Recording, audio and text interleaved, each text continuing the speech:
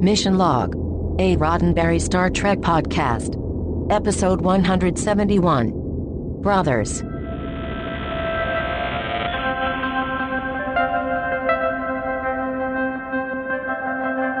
Wait, stop the music. Stop the music. We have worked up a theme song for today's show. John? Meet Data, who's been most everywhere, from Angel 1 to the Big Borg Square. And Lore likes to kill people. But they're androids. Identical androids all the way. One pair of matching bookends, as different as night and day. 2, 3. While Data enjoys the violin, going out or staying in. Lore likes to kill people. Still, they're androids. Identical androids, and you'll find... Lore's the one who's killing people. I think that's good, right? We're mostly there. What? It's like you were a fan of the Patty Duke show in 1963. That killed. And who wasn't? Yeah. This is sort of a different, though. It's a different take on it. It's sort of like a cross between the Patty Duke show and Small Wonder. Both of which had a serious lack of killer robots. They did. Although Small Wonder did have a robot that everybody wanted to kill. So that, Same thing. It was part of the way there. Same thing. I'd say, yeah. Should we start the music again and do what we normally do? Yeah. All right, hang on. Right, there we go. Welcome to Mission Log, a Roddenberry Star Trek podcast. I'm Ken Ray. And I'm John Champion, and each week we get emotionally involved in an episode of Star Trek, and we pick it apart for the morals, meanings, and messages, and we like to see if it stands the test of time. This week, androids. Brothers. Yeah. Although, look for androids coming to the CW in 2017. That's my guess. I got all kinds of people who used to be on Star Trek involved in this, so I'm pretty sure it's going to happen. So does every project. I know. I've heard that about a lot of projects. Hey, we want to let you know how you can get in touch with us before we let you know all kinds of trivia stuff about this show. Mission Log Pod is the address to find us on Facebook, Skype, and Twitter. If you would like to leave us a voicemail, that'd be fantastic. You can give us a call, 323-522-5641. That number again, 323-522-5641. Our email address is missionlog@roddenberry.com. We have a show website with a new picture and different colors every time you go there. Plus places to leave comments and stuff like that. That is missionlogpodcast.com. And please do remember that we may use your comments on an upcoming episode of Mission Log. Now, I know your pipes have gotten a pretty good workout so far, John, because, you did the whole singing thing and you got the recap coming up later. Right. Do you have trivia in you? I can do it, but I'm not going to sing it. Thank you very much. All right. Today's episode was written by Rick Berman. Yep, that Rick Berman, executive producer of Star Trek The Next Generation. Now, in the original story, you had the kids on the Enterprise, and you had Data, and you had Dr. Soong. And that was it. Mm-hmm. So what was it missing? It was the thing. Oh, yeah, the other brother, Lore. That was Michael Pillar's inspiration and suggestion to work that most obvious plot line in there. Now, it was directed by Robert Bowman, and we talked about Rob quite a bit in Season 1, being the wunderkind who was brought into TNG at the tender age of 27 by Bob Justman. This is the last Next Generation episode he directed, and he went on to do so much more episodic TV, more recently working on shows like Castle and Daybreak. Lore's clothes, Ken, they are Pac-Led. Oh, I thought they looked strong. It was a nice little connection to whatever became of Lore, and then, of course, the Pac-Leds that we met along the way. And aren't those clothes made from a moving blanket? They look like it. I thought so, yeah. We haven't talked too much in our trivia about the LCAR's computer displays, other than mentioning that the look and feel was developed by Mike Okuda in the art department. And, of course, they have little in-jokes dropped in every now and then. A couple of things to point out here. In the engineering section, you have that large wall-size schematic of the Enterprise, right? Mm-hmm. And there's a couple of shots where you see that behind somebody, particularly Wesley, and then you see Picard over there at one point. In this episode, you can see the Porsche parked in the shuttle bay. You can see a sideways image of Nomad in the primary hull. There's also a duck and an airplane, so freeze frame if you get a chance to have a look at that. Isn't HD a wonderful thing? It is. It's pretty great. I love it. There are also a number of ships on the display that Data uses on the bridge, and I love to point out ship names and history. So among my favorites, we have the USS Bradbury, which we mentioned before, the USS Repulse, the Goddard, which makes sense, and for you history buffs, the Merrimack and the Monitor live on in the 24th century. And finally, one of my favorites, the Thomas Paine, named after the famous revolutionary slash philosopher slash founding father, which seems totally appropriate for Star Trek, he who wrote Rights of Man and The Age of Reason. Now, guest stars, Jean-Luc as Dr. Soong. Yeah. Who? Well, Jean-Luc, who played Governor Corey in the original series, Whom Gods Destroy. So he was considered for Dr. Soong, but it seemed more and more apparent that it was Brent Spiner who really needed to play that role.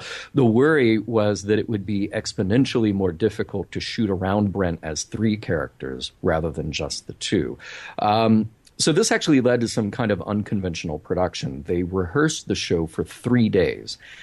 And you typically don't rehearse in TV and film except for when you're about to shoot. You just don't eat time doing rehearsals on a stage. But in this case, there was a lot of blocking, a lot of effects to plan out, a lot of camera movements to plan out. I believe they only shot for 2.5 or 3 days with Brent in those roles. So one day they did all of the lore and data scenes because he was in the makeup. And then on another day and a half, they could do the Dr. Soong scenes. It was a closed set, meaning that only the bare essential crew was around while Spiner was working. And we also have two other guest stars. Adam Ryan, who played Willie Potts, did most of his acting in the 90s and moved on to work more as a writer. He's actually Norwegian, and his father is a successful comedy writer and performer. Adam appeared in a Norwegian sitcom when he was a child and got his first story credit on that show when he was 13 years old. And Jake Potts was played by Corey Danziger. He was born in L.A., started acting professionally when he was about 11, and he was a recurring character on the 1980s TV series Beauty and the Beast, the one with Ron Perlman and Linda Hamilton, and he appeared in the movies Beethoven and the Tom Hanks movie The Burbs. It is The Parent Trap meets AI. It is The Prince and the Pauper meets Short Circuit. It is Brothers.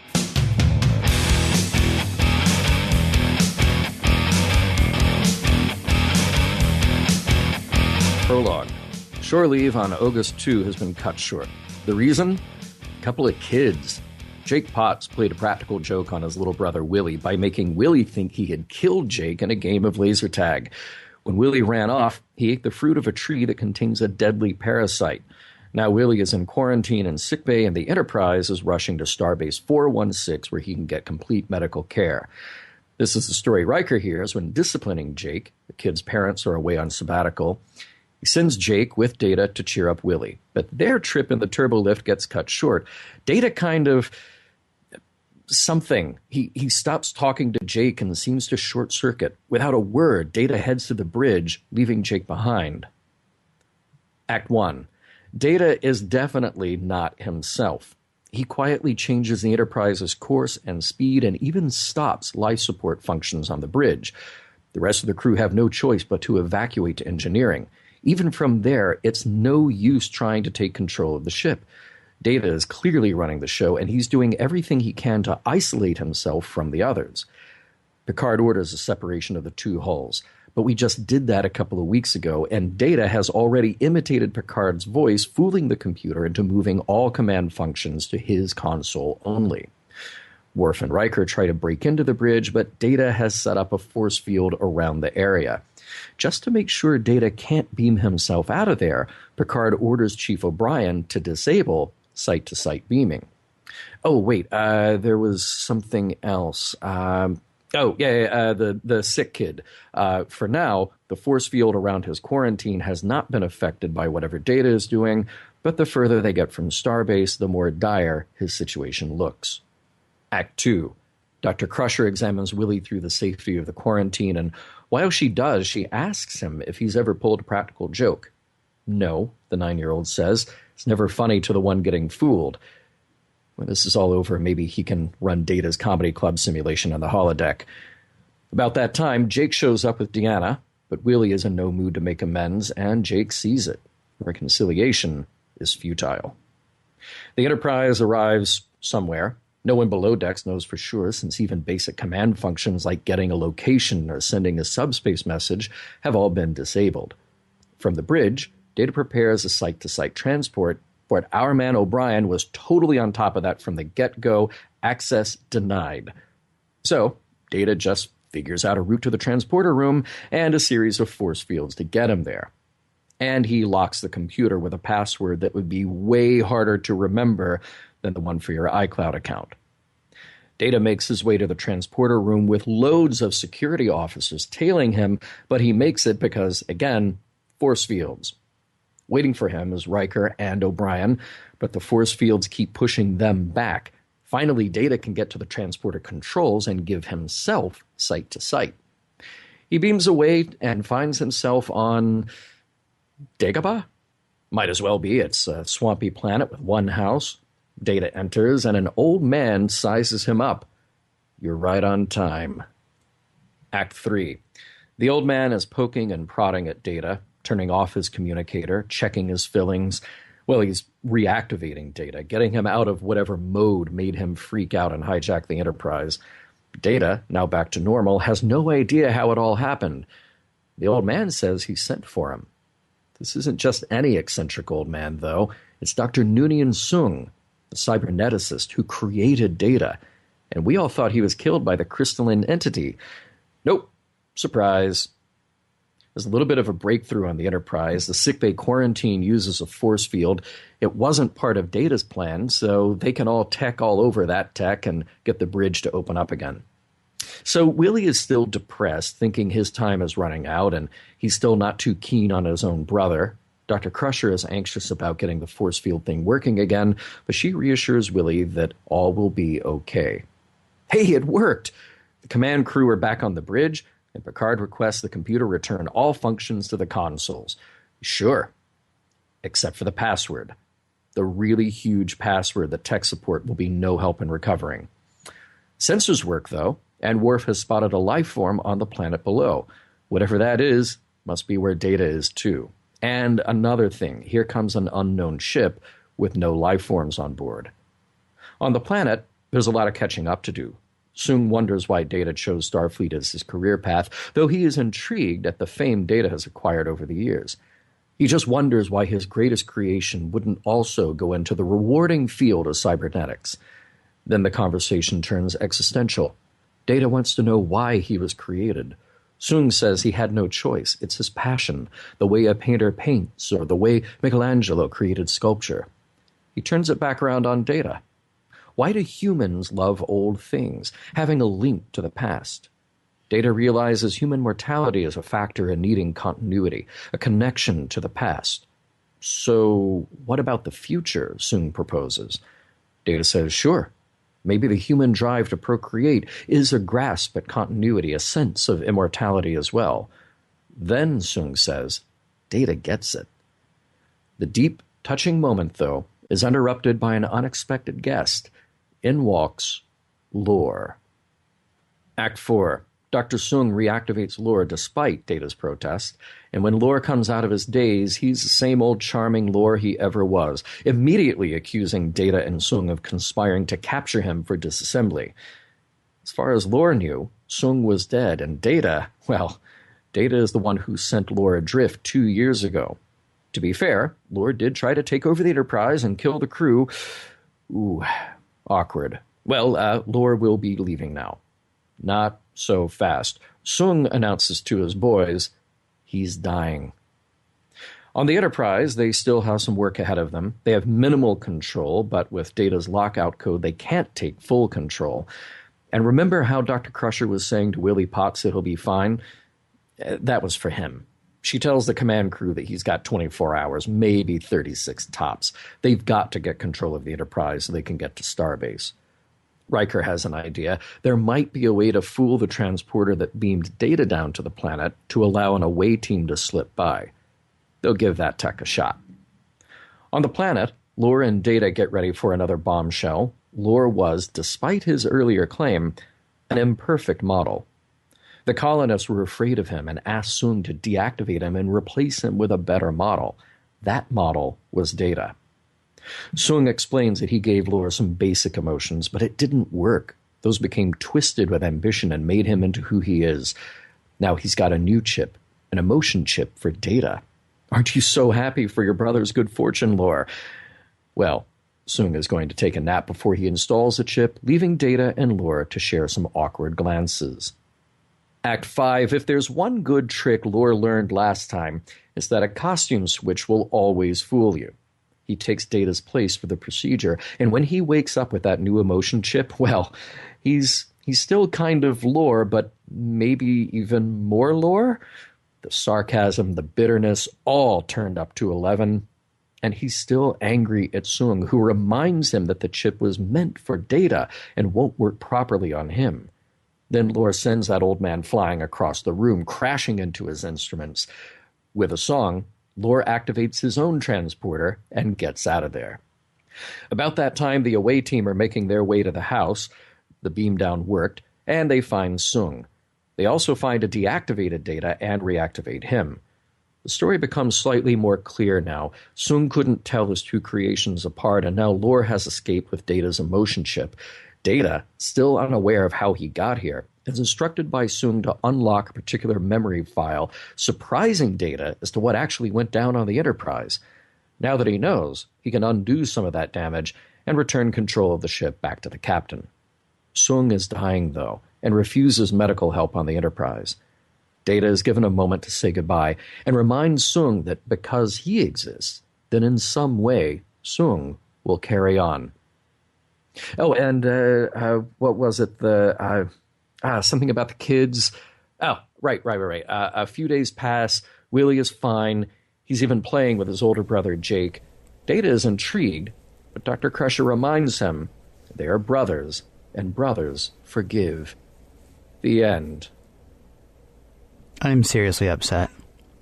Why are you upset? Because 17346732147 Charlie 32789777643 Tango 732 Victor 73117888732476789764376 is my password for everything. Oh no! It took me so long to think of that. Oh, wow! I have a Right, mnemonic device and everything. Now. I guess I could have not told everybody listening that it was my password for everything and still would have been fine. Well, you got to change it now. So. Well, now I do have to change it, yeah. Yeah, maybe a longer one would help. It might, but that'll be hard to remember. Man, I'm sorry. That's I'm all right. Sorry. That's all right. Hey, Jake says to Data, I can tell you're angry. Mm-hmm. This is well before Data gets his emotion chip. He's a kid. That kid knows. He doesn't know. He doesn't know anything. Data's just sitting there being quiet. Yeah, and Jake assumes. Jake is actually projecting, I think. It's the silence that speaks so much. Yeah, well, or it's just silence. I wonder if we'll actually be talking about whether or not Data has emotions in this episode. No, I don't know. Stick around and find that never out. Comes up. I know. Hey, one of our listeners, Alan, he wrote an interesting email about brothers, and he pointed out just a couple of things that I wanted to point out here. Why did everyone have to leave the shore leave planet? I mean, one kid, he gets sick, and I'm sorry, but if I'm there, I'd be like, too bad about the kid. I'll be here. Yeah. Take him to Starbase and see ya. Yeah. You know? Maybe. Yeah, or just take the saucer section. But too much weird stuff can happen, though, right? Maybe this is part of Jake's punishment. Well, great. You've ruined shore leave for everyone now, Jake. 1,000 people. Exactly. Now, and everywhere he goes, people are shaking their heads as he walks by in the corridors. But, maybe Willie should be commended for learning the first rule of Starfleet. Eat whatever you find. You go to a planet. And you don't know what something is. Just pop it in your mouth. You got to taste the universe. Yeah.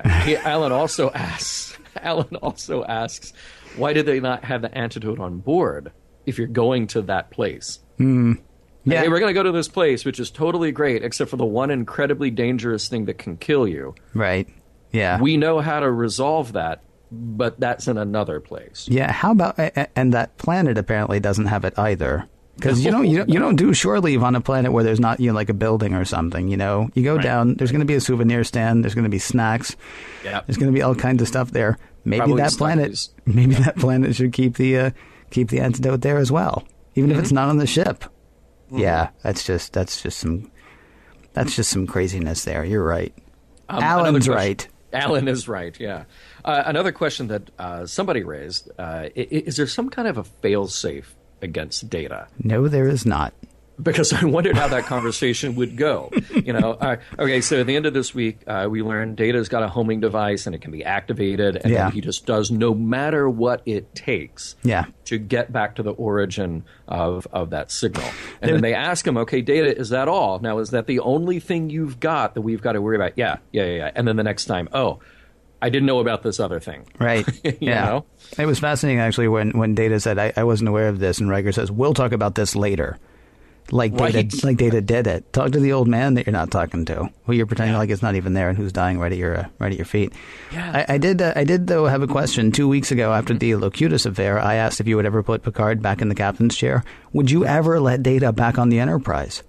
No. You have no idea at this point. Here's what we now know. There was a hidden thing that made it possible for Data to take over the Enterprise. Mm-hmm. The guy who activated that is dead, but his evil twin brother is still out there somewhere, and he knows about the homing device now.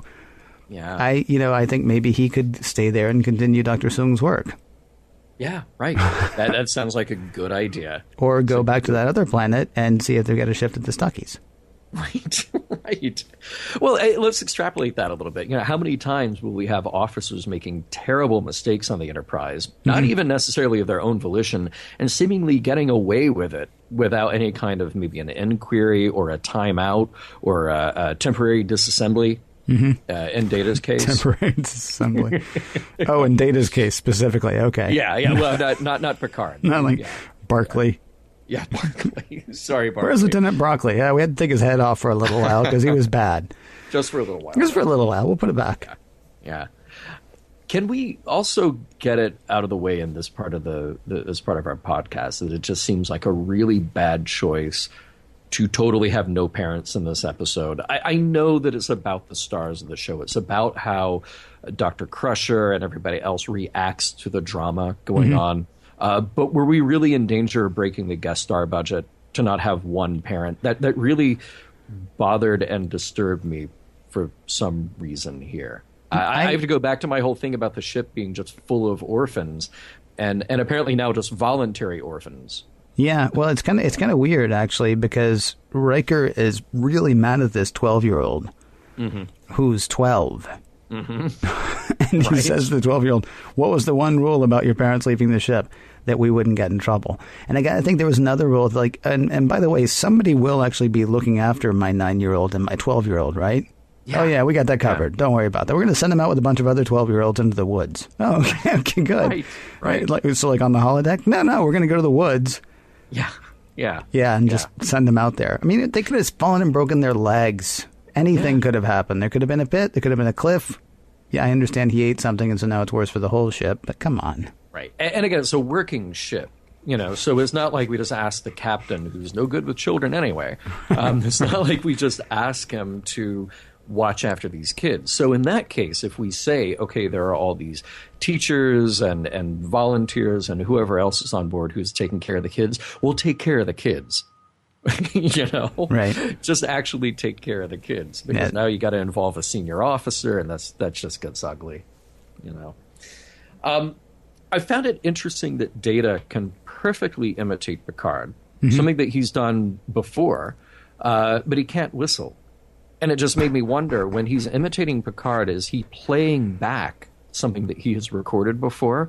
But then when he whistles, is he mechanically actually making that sound? You know what I'm saying? Yeah. This actually, well, it's interesting. It sort of goes to the whole thing of Data can't say can't. He can only say cannot. But if you ordered him to say can't, would he be able to? Right. Because he's Soong asked Data to whistle. But then if he had said, could you imitate whistling? Right. Would he be able to do it? So why not just fake it and play back a track of what whistling sounds like? Right. And purse your lips. And like, yeah, I'm totally whistling. Look at me. You know how to pretend to whistle, don't you? Hey, you put your lips together and pretend to blow, right? I mean, that's it. Right. That's right. I guess that's how you would do that. Yeah.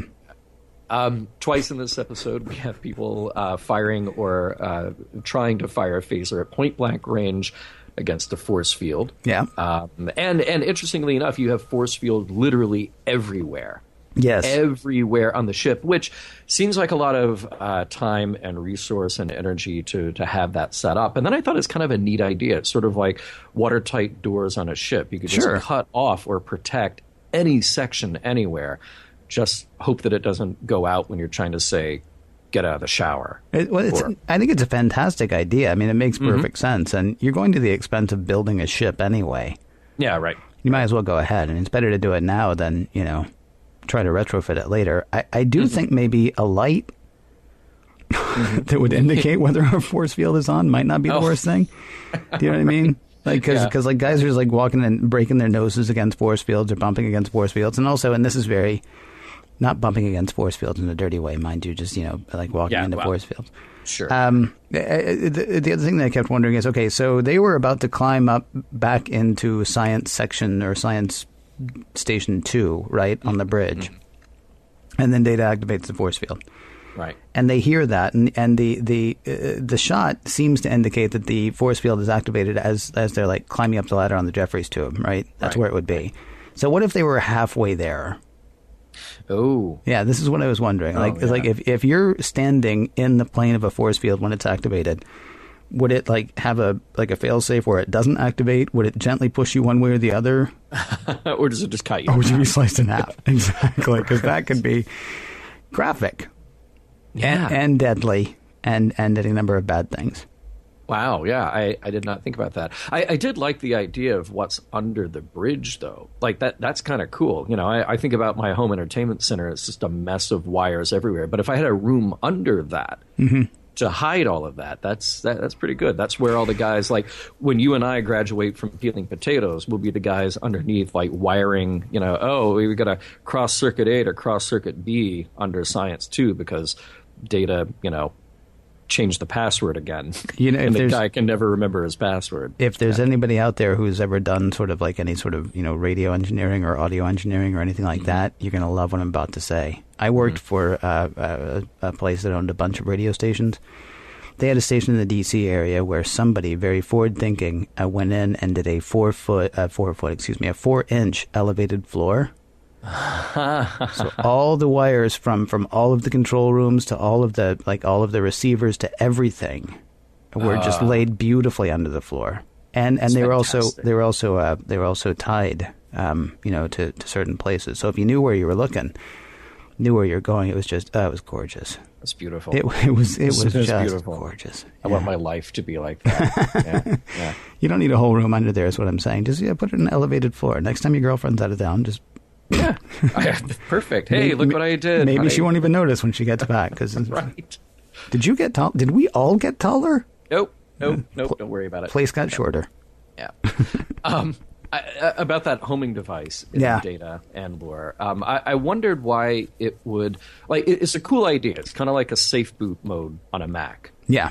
Just get rid of all the extraneous stuff. Just focus on one task, But I wondered why it would make them lose all of their sensibility and still have access to their intelligence. Because,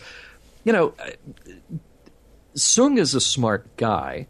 Mm-hmm. And he seems to have programmed, well, at least it worked in Data. There's some idea of the laws of robotics and all of this stuff and taking orders, but not, harming anybody. And Data is actually putting people in harm by doing this. And had it not been the Enterprise, had it been, maybe he was stuck on the shore leave planet. And what does he do? Does he just take somebody out to steal a ship from the shore leave planet to get back to where Soong is? There are all kinds of terrible things that could have happened. Well, my assumption is that he would. I mean, he didn't even know about. Well, I guess he did know about the kid. That's interesting. Yeah, that's really interesting. Yeah, I found myself wondering about. I had a friend one time walking home, going through a tunnel. It was in San Francisco. And this young woman came running out of the tunnel and said, I can't. It's because there was a motorcycle accident inside. And somebody had actually lost an arm, which is kind of gross. Oh. Wow. And so my friend actually took the who was about the same age, I guess, also a woman, took the young woman and held her head to her chest and walked her through the tunnel. Mm. Got her out, made sure she was okay, and then she went home and she freaked out. There was, but there was something else to take care of. So she had her own freak out, but she kind of overrode that in a way, which is a long way around to say Data didn't lose all sensibility. Yeah. Picard looks over at Data, and Data looks over at Picard, and they both nod at each other. That was I kept trying to figure out that shot. Well, I think that's Data. I think that's Data trying to pull one over on Picard. Because the other thing that happens, it makes me think that there's a little bit of Data still there, is the fact that they're trying to contact Data, and he turns off the speaker. Mm-hmm. All sensibility is not gone. Some of his memory is lost now, especially when he gets down to Soong. Although I think that was actually just Soong trying to have Data's undivided attention. But I mean, they're calling to Data, and there's no reason Data shouldn't be able to hear that and forget about it. Especially if Data has no emotions. Gee, I wonder if we'll be talking about whether Data has emotions. But that distraction is actually distracting, and so he turns it off. Yeah. So I don't think he's lost. I don't think all of his sensibilities are gone. I think he's still there, but there's an overriding purpose in this case, which was my point with the story about my friend. Of course, right. Yeah. Soong has this line, what's so great about the past? People got sick. They needed money. There's our line. Yeah. Not anymore, they don't. Yeah, people still get sick. Yeah, people do get sick. But they don't need money, except for the episodes where they do. Yep. or they can just replicate it. Or I still think about Dr. Crusher in Encounter at Farpoint. Oh, just bill it to my room. Yep. Sure. Okay, because my room is on the Enterprise, and I can just make you think that I've got whatever we will completely be paying that. We will absolutely be paying that bill. No question. What did you call it again? Money? Yes. Yeah. What's the unit of currency? Sure, I've got that. As soon as you tell me what currency is. Yeah, I've got all of the currency. The transporter idea was very clever, but I did, as soon as they said it and before Riker called it out, I kept thinking, the way the pattern buffer works, well, wouldn't they all materialize as data when they get down there? It's like, just make the transporter think that we're all data. Okay. So the transporter puts them all together as data. Then you got 4 datas running around on that planet. I love that idea. Mm-hmm. That's especially if they had some of the characteristics. So there's Data with the ridges on the forehead, and there's Data with the full Riker, and we've seen Data with the full Riker, so we know that's like. We have. No, it's interesting because I hadn't really thought about that much, but I'm thinking now back to Geordi saying, well, we just have to trick it into thinking it's still in school. You wouldn't test a transporter by transporting a guy. But you would want to know that it can handle transporting a guy or a gal. You'd want to know that it can handle transporting people. So you would probably just put a lump of something up there. Yeah. And say, okay, right. This is Captain X, and we want Captain X to turn up in this place down on the planet. So go ahead and transport Captain X down to the planet. And it's still a lump of stuff when it gets down there. Yeah. So you're having the transporter identify the officers who are beaming down as just a lump of stuff. But a lump of stuff that they... Although the thing is, though, then they still should have put them all 3 in the exact same spot. Right. That would be really gross. Here's O'Brien. He just, like we saw before, he keeps getting out the sono buoys and throwing them on the transporter, and just 100 times, like, we made another data. All right, here's 102. We just made another data. Keep going until you don't make another data. One for every ship. Right. One for every ship in the fleet. I think that's actually, you mentioned the replicating. Mm-hmm. Sorry, Laura, I only had time to make 1 ship. Really? Because you could have made a second one. Like, well, hang on. Yeah. You put in that thing and make a second one, and then you work a little bit long. It made me, that part made me insane. You guys are practically identical except for a little bit of programming, but no way that ship's going to work on you. No. What? No. Okay. All right. My bad. At the end of the show, this moment where they all come together and they're gathered around Soong, and here's my imitation of Riker. Ready? Okay. I love this. Goes to Data. Tell me what's going on. Well, you see, sir, I don't care what's going on. There's a sick kid aboard. Wow. Okay. Thanks. Episodes with lore are great. It is like having a bit of the mirror universe in our universe. Unless this is the mirror universe. Well, that is going to trouble me.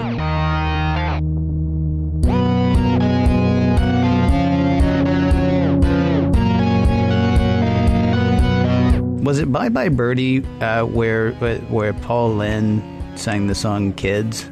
Yeah, absolutely. I don't know what's wrong with these kids today. Kids today, yeah. Yeah. You got to say that every time you see a kid on the Enterprise. Maybe half the time when it's Wes. Maybe not so much, because he's getting older now. Mm-hmm. So we have a less sort of kid plot line with Wes these days. There are two things that I did not like immediately with these children on the Enterprise. Well, okay. And it wasn't just the fact that they're children on the Enterprise. Yeah. So Jake pulls a practical joke. Now, whether you like practical jokes, whether you think practical jokes are funny, it wasn't a bad practical joke, right? I mean, as sure, practical right, jokes yeah. go. If I we're would gonna probably do that. Yeah, if we're going to assume that they're okay, that practical jokes are all right, then the one he pulled is really not that bad. And Riker is really training Jake to be a humorless individual from now on because somebody might overreact. I have a really hard time with that. Now, we joked about the fact that nobody was watching these kids. Yeah. I hope that Picard is going to give Riker as hard a talking to as Riker is giving Jake. Because somebody needs to be responsible for these children, because they are children. And for Riker to make this kid, feel as bad as he probably does because his brother is possibly going to die. Yeah. Yeah, well, how funny is it now? Well, if he hadn't eaten something stupid, it would have been really funny. We would still be laughing about it. Remember how funny it was when Wes was calling people broccoli? Yeah. Yeah, this is funnier than that. Yeah, right. And yet they thought that was the most hilarious thing ever. Yeah. And of course, now it is sad that the kid was going to die. Also, Jake is a real quitter. He goes to see his brother. Uh-huh. And, first of all, he should have been arguing with Riker going, come on, that's funny. I mean, seriously, think about it for a second. Okay, but, okay. So he quits right away there. Never going to be a comedian like that. No. But he goes in to see his brother, and his brother rolls over, and Jake's like, there, you see? How can I tell him if he won't listen to me? It's just a waste of time. He won't listen. Well, you could try actually saying a word to him. Yeah. Right. I was not overly enamored with the children on this episode. No. I agree with you. There could have been something there, but the whole plot line just felt kind of clearly it's contrived because you have to contrive something to tell the story, but it rang false.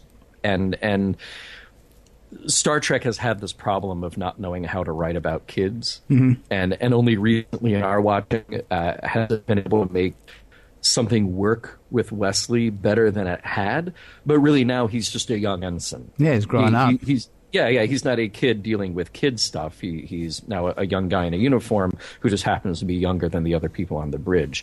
And I think this will come back to our morals, meanings, messages. So I really wondered if what we're dealing with the Potts brothers, are we really doing a message here about forgiveness?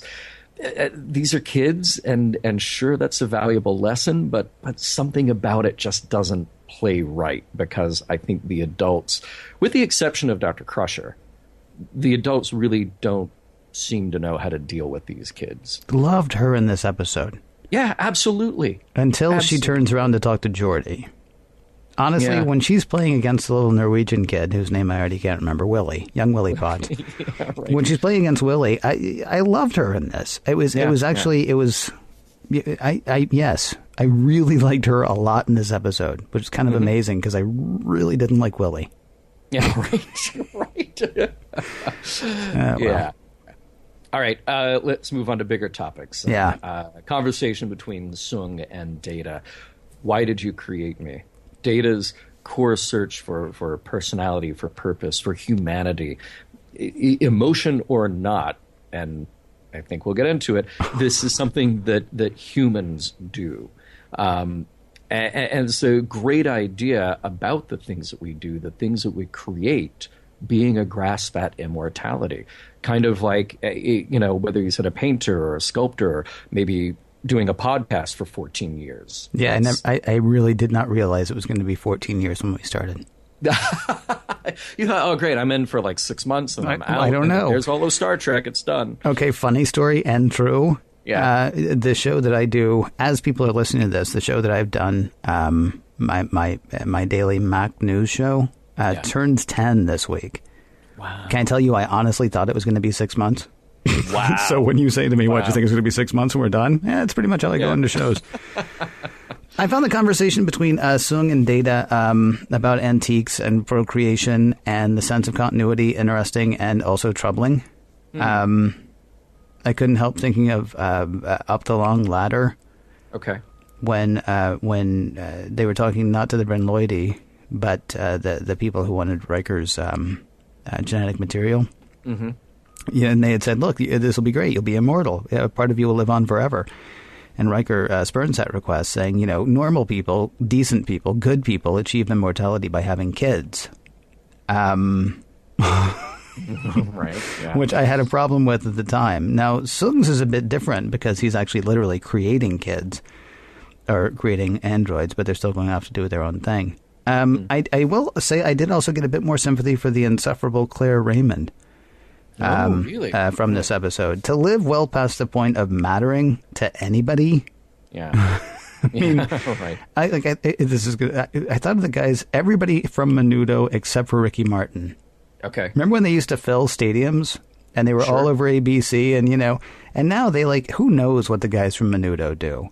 Right. Or to be a writer who had a string of bestsellers when you were in your 20s. Yeah, I mean they did the song for Cannonball Run 2. How do you top that? How do you don't carry on? I did not realize that they did that, but I had actually moved on to more serious. That's my little bit of trivia for you. That's not bad. That's really deep, dude. Yeah. Seriously.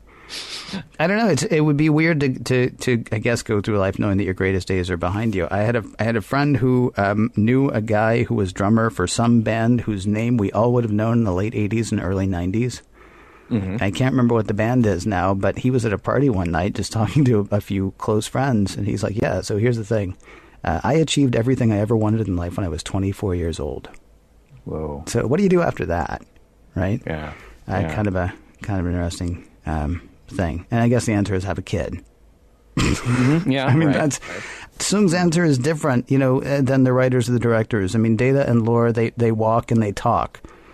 They go out and they do things. They're active parts of the universe. And, I guess the same thing could be said for children, but it's not. There's something about that whole, that's why we do what we do. That's why we have kids. That's why we procreate. So that we can have that sense of continuity, because that still doesn't feel to me like the best reason to do it. That's probably the reason a lot of people do it. Well, but I mean, it's not right. Okay, but or it doesn't feel right to me anyway. Speaking of somebody who does not have a kid, and me too, and you too, I still maybe there are people who consciously think that, but maybe that is sort of an underlying thing with our sort of evolutionary prerogative that we do that. There is a desire and a drive to procreate. But that is maybe one of the many benefits that come from that. There are a lot of bad reasons to have kids, for sure. But I think intellectualizing or even just sort of seeing the poetry of the idea that I die, but a part of me, genetically, intellectually, artistically, something carries on. Right. I don't think that's a terrible thing, but I don't think that we sit down, hopefully not, and go, all right, well, what am I going to do today? All right, well, I'm not going to finish that novel, so I better have a kid. I'll have a kid, and the kid will carry on whatever terrible ideas I had about writing a novel. Somebody could actually honestly answer this question for me. Is that why people want grandchildren? And I'm not kidding when I say that. My dad, a few years ago, started giving me grief about not having a child. And I'm like, well, you didn't really seem to want a child that much. So what do you want with a grandkid? Right? And I wonder if that's if he's sort of if he's coming to a place where he's like, oh, well, line ends here, I guess. because, as things stand right now, that is the way. And yet there seemed to be all of a sudden some desire that, I don't know, to make sure that I had a child. I think there are a lot of answers to that question. Okay. That may or may not actually have much to do with, particularly with Soong. Mm-hmm. But that's a deep one too. Soong's a troubling character to me too. Sure. He's just I never felt too comfortable without a prearranged route of escape. Wow. Mm-hmm. Okay. Mm-hmm. To your kid, you say that? Well, I guess. Mm-hmm. Yeah, because he did. Yeah, because he did, right. And, oh, I'm sorry, I didn't realize that you were just a pile of stuff. And, oh, by the way, yes, I know there were problems with you, but it was just easier to have another kid. Did I say have? I meant build. It was just easier to build another kid, but I was going to get around to fixing you firstborn. Man, really? Either these are just machines and it doesn't matter what he says to them, or they're, living beings, as Starfleet has decided Data is, in which case, a little tact. Yeah. Of course, they don't have emotions, except, of course, they do. Okay. Or maybe we'll talk about that. I don't know. I think we're talking about it. I think we should. You want to talk about it now? Yeah. Well, I think you just brought it up in exactly the right place. All right. Well, then go ahead. Well, I think that's it. I mean, you talk about caring that there are emotions or not. Mm-hmm. That caring is the emotion. Right. It is a kind of emotion, and yeah. See, I'm not sure if we need to talk about whether or not Data and Lore have emotions, though, as much as we need to talk about our fascination with whether or not Data and Lore have emotions. Well, here's the thing. I mean, as the viewers of a show, just again, we got to treat this as the fictional show that we're watching, and we're talking about it as a piece of art and metaphor and cool. We are seeing an actor whose abilities as an actor are purely based on emotion. That is what an actor does. Right.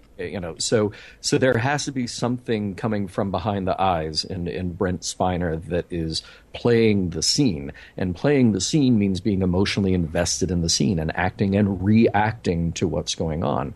Otherwise, you literally could just fill it with a CG robot or a guy in a cardboard box and move him around and have the line spoken by a computer. But we're not going to connect to that. We have to have something to connect to, and we're connecting to the emotional subtext of everything. There are so many little moments in this show that I felt like there's an emotion. And even if the actors would say, or in this case, the one actor, Brent Spiner, would say, well, I didn't play that with emotion. I would say the look is transmitting a kind of emotional response.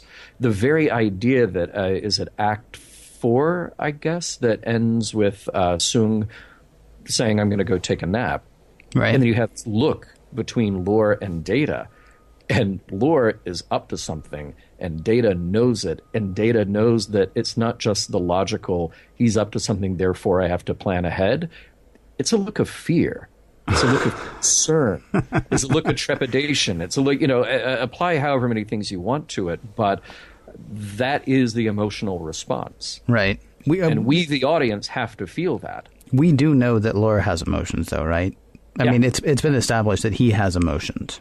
Now they're cross-circuited, they're weird, and they're extreme. Well, they got tied up with ambition. Yeah, and he can't control them, apparently. Right, but he has them. Yeah. So, I mean, for Laura to look over it, so we don't have to debate whether or not Laura has emotions, unless we're going to debate whether any of us have emotions. Because Laura, I mean, Laura's, it goes back to the conversation we used to have during the original series, deciding between artificial intelligence and manufactured intelligence. Right. Laura has emotions, but Laura's not real. So if Laura's not real, or if Laura's artificial intelligence, then does Laura actually have emotions, or is he just programmed to think he has emotions? And is this why we actually get so... I don't mean you and I personally. I mean people who watch Star Trek. Is this why we get so worked up about whether or not Data has emotions? Right. Because what does it say about, living and being if this machine can have them? Well, at a certain point, that just sort of becomes an academic question. I think it's an academic question all the way through, isn't it? Well, of course. But I mean that if you were a person, if we pretended like the Enterprise was real, and we pretended like Data was real, and we pretended like you really were an officer on that ship and had to interact with Data day in and day out, you would drive yourself mad trying to figure out if the emotion is real or manufactured, because the end result is the same. The end result is you're having a conversation, which, now, granted, if we say that emotions in Data are dialed down quite a bit, okay, he's at about a 2, where Laura is at an 11. Yeah. Okay, fine. And Data has some control over how he expresses himself in a way that Laura does not. But all these, quirks aside, concern, etc., the guy can't tell a joke. Okay, that's fine. So he's lacking in that.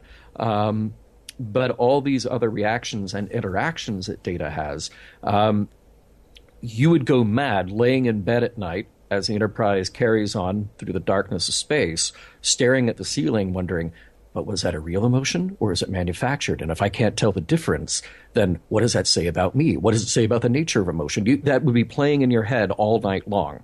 That plays in my head all night long now. I know.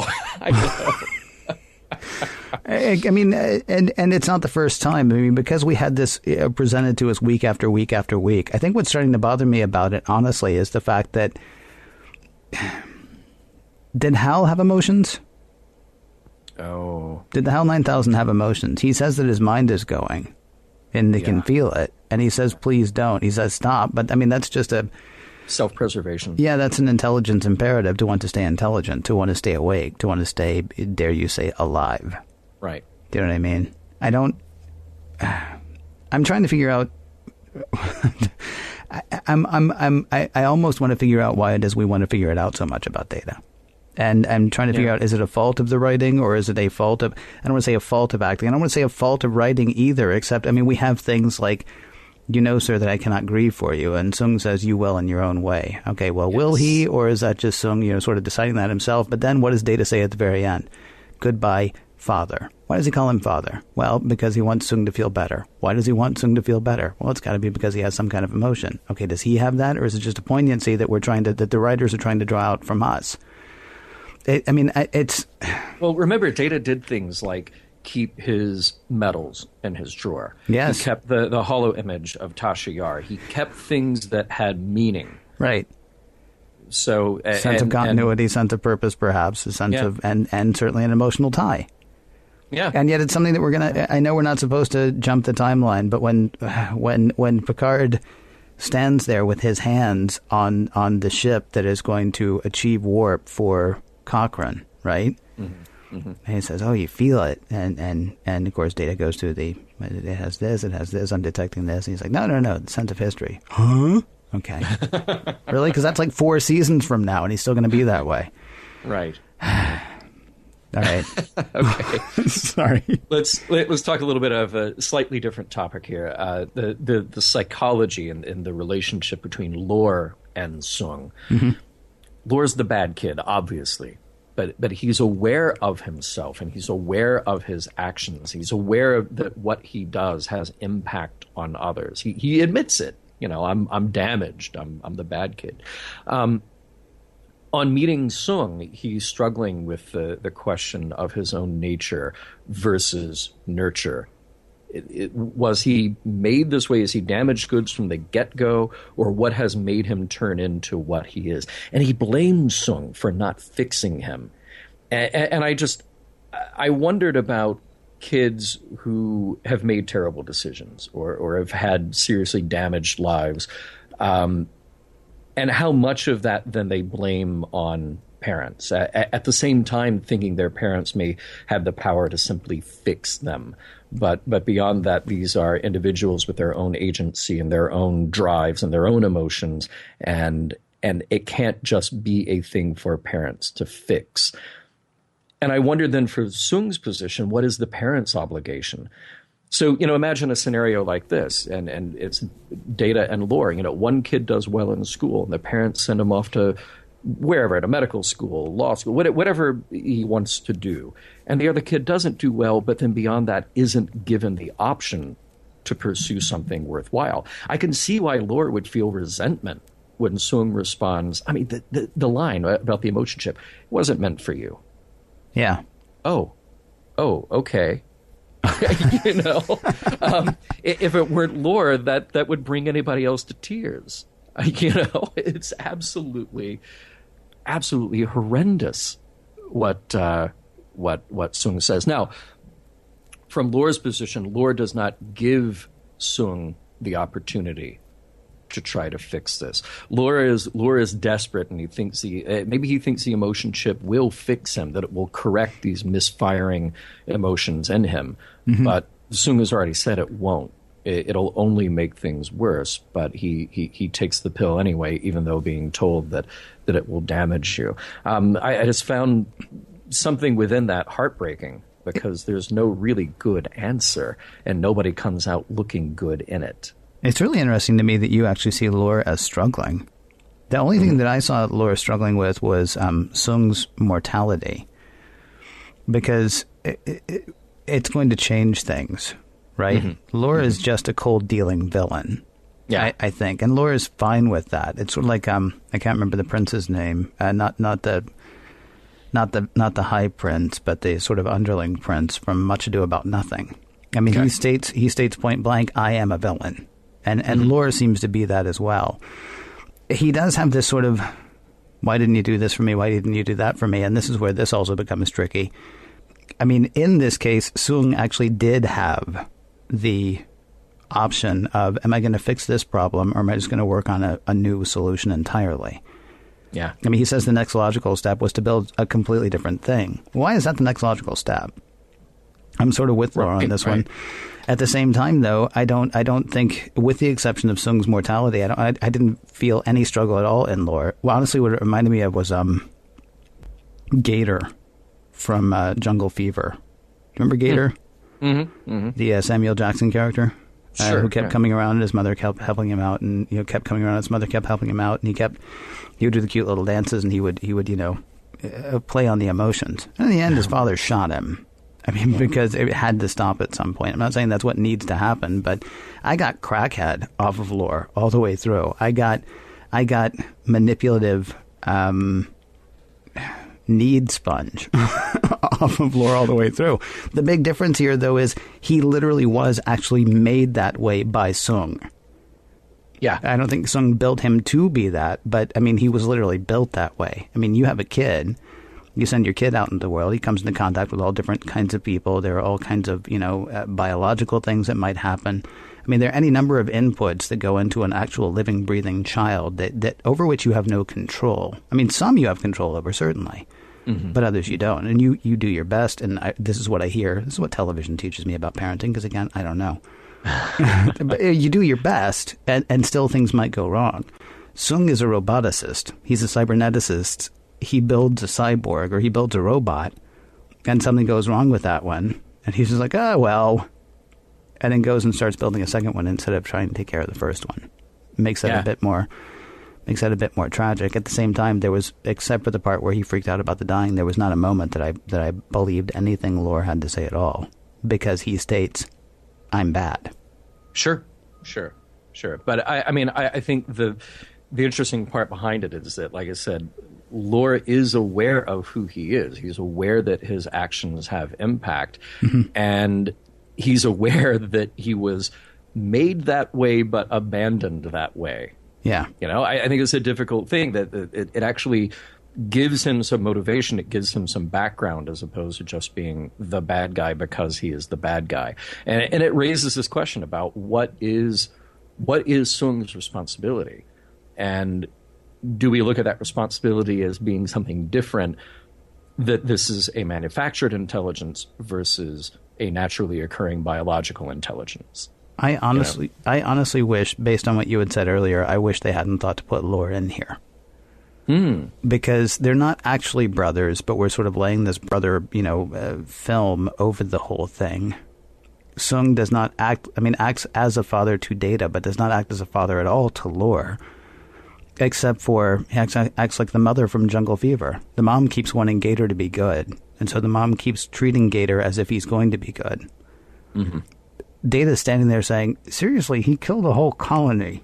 Right. And he tried to kill the ship that I was on, and he tried to kill me. And Soong's like, oh, he's not that bad. So turn him back on, and of course it'll end up with Soong dying. Yeah. And absconding with the important thing. Yeah, it's I I wish he weren't there, because then we might have had a real examination of what it actually means to have a brother, and an examination of our place in the universe, where we are the android who has no idea why we're here.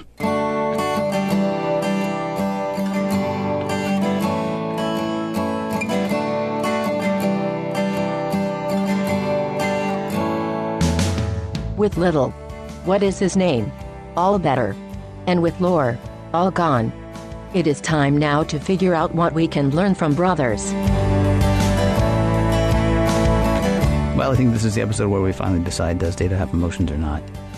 And we'll never, ever, ever talk about it again, ever. Until next week. Or what we can do instead is discuss this episode in particular. The messages, morals, and meanings of brothers, and whether or not the episode holds up. Let us start there, Mr. Champion. Does Brothers hold up as far as you're concerned? Okay, I'm going to have an unpopular opinion. All right. I think it holds up. It is as a production, as a story, but honestly, I think that it's kind of overrated. Okay. I really do. So we came off of Best of Both Worlds and Family, and I think that Family hopefully is a very well-rated and much-beloved episode. I saw a couple of comments on our Facebook page of people saying kind of, I don't get it. I don't think it's that great, and for this reason, that reason. But that's definitely the minority. And I feel like Family is sort of this masterpiece of storytelling with Star Trek and completing and elucidating on some character arcs for the characters that we love. I think Brothers wanted to be that. And it continues this idea of the personalities behind what's going on. And that's a great idea, and we should have that.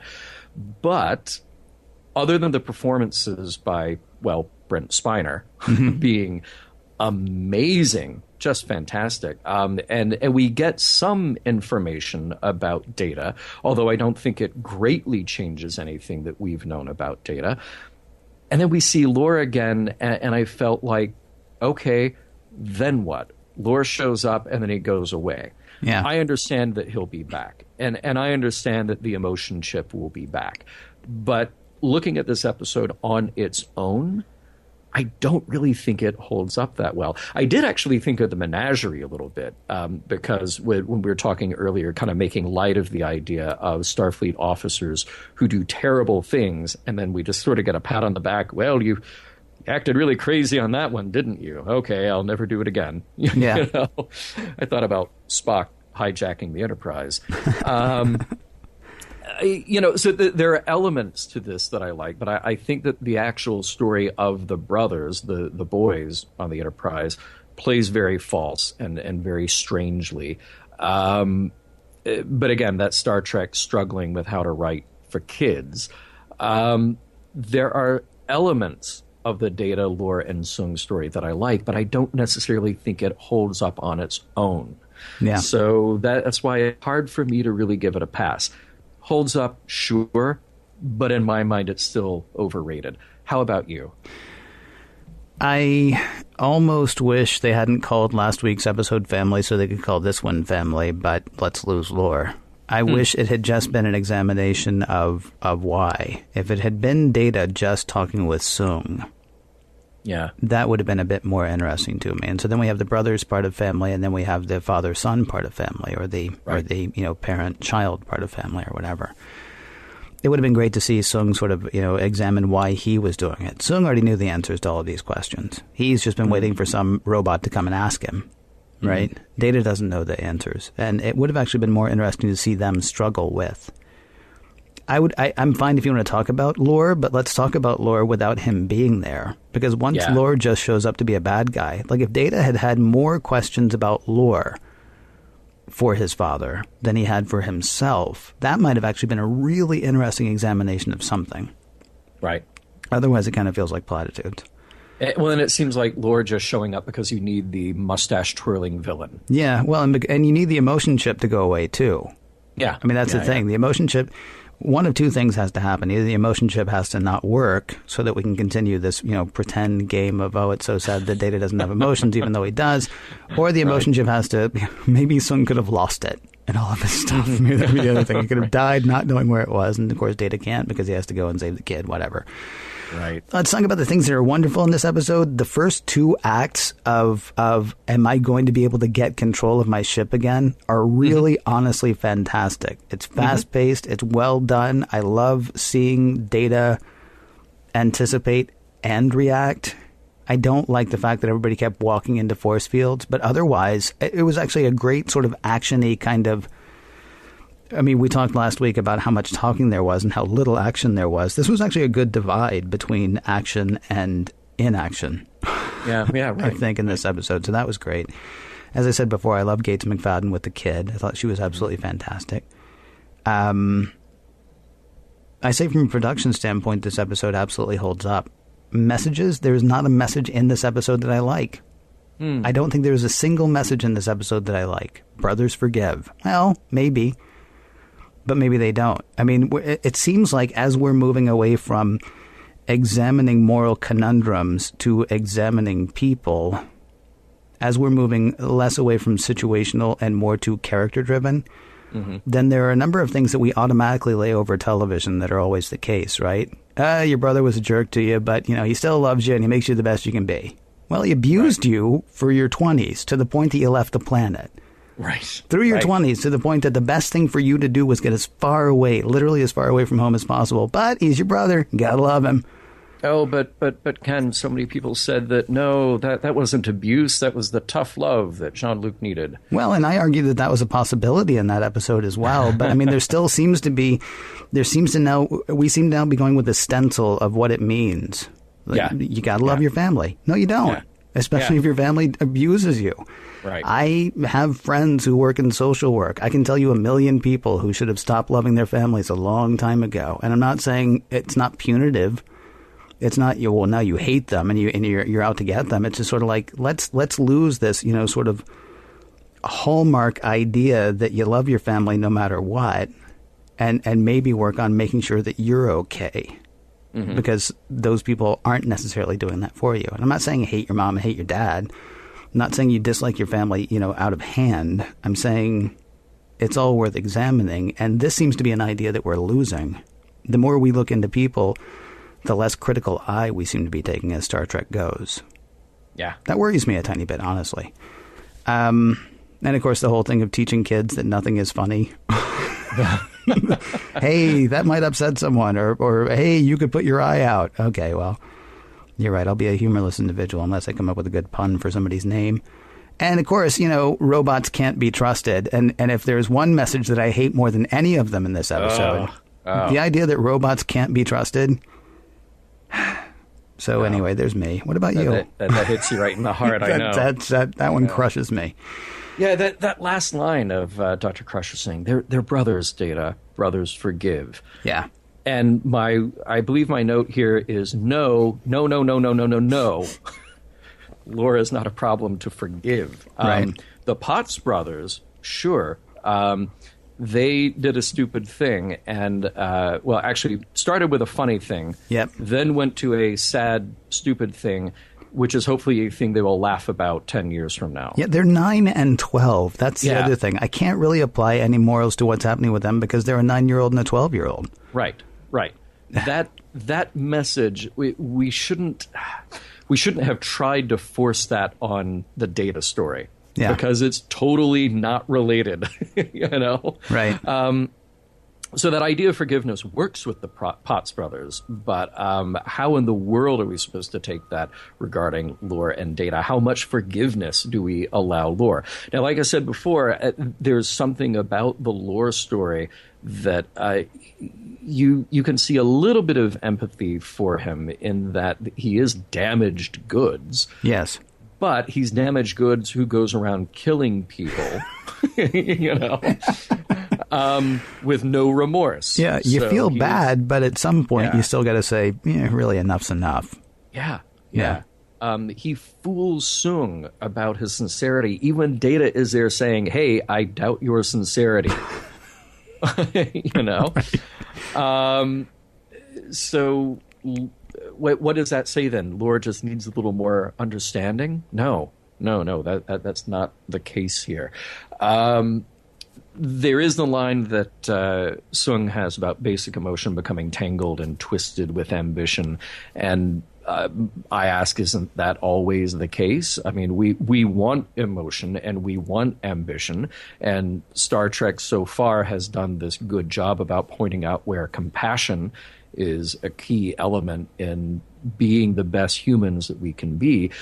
But that's sort of a given at this point, certainly, when you're dealing with somebody who is a remorseless sociopath like Lore is. So I don't know that the messages in this case really are you see Timmy moments. They're sort of, well, they're tangled and twisted with what's going on in the episode. Yeah. You say something that I want to be clear. I'm not arguing against compassion, certainly. I'm not arguing against forgiveness, certainly. Yeah. Garth of Izar. Garth of Izar was in prison for a reason. Yeah. And I'm not saying we need to imprison Lore. I don't know what needs to be done, but something, needs to be done. I mean, right. Soong just saying, no, you just don't understand him. I mean, Soong just struck me as a tragically goofy figure. Yeah, Lore is worthy of our pity. But, well, I don't know if we show him that pity, though. Maybe we feel it, but he's going to kill me if I go, come here, you. Let's just hug it. Oh, you're hugging a little too tight. That's it. I mean, Lore's, I don't know. I don't want it to make it sound like even the family members that you have a problem with, maybe you go ahead and still love them. And you go ahead and still take whatever you take from that whole thing. But it doesn't mean, there seems to be just an utter acceptance that doesn't strike me as necessarily healthy. It goes back to what we talked about with Deanna and Loxana. Yeah. They need to not hang out. Because that did Deanna. Well, if they were writing that anything like a real relationship, Deanna would just walk away from that damaged every single time. Yeah. Talk, say hi, go ahead and love them, absolutely, but guard yourself at some point. Yeah. So, okay, that's a message that holds up. Sadly, it's not the message that's here, but it's sort of the one that makes me think of. Yeah, man, I sound like a heartless person here. Not compared to Lore. No, that's true. That's true. Plus, I could always change my ways. He's programmed that way. Although maybe I am too. Oh, I'm going to do that thing. You tell them. I can't possibly. Mission Log is produced by Roddenberry Entertainment. Executive producer, Rod Roddenberry. You can find out more at roddenberry.com. Not just more about what Roddenberry is up to, but the Roddenberry Foundation. We've got a great shop and, of course, links back to missionlogpodcast.com. For more exciting Star Trek podcasts, please check out Trek FM. That's trek.fm. And for the latest Star Trek news and discussion, be sure to visit trekmovie.com. Next week, Suddenly Human.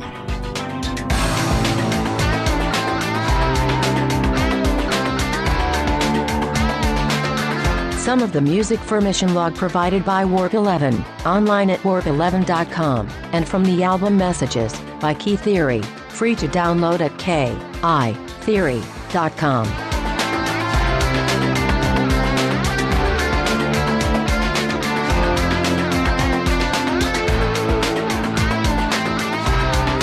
From the animated series to this episode, practical jokers really get a bad rap in the Star Trek universe. And transmission.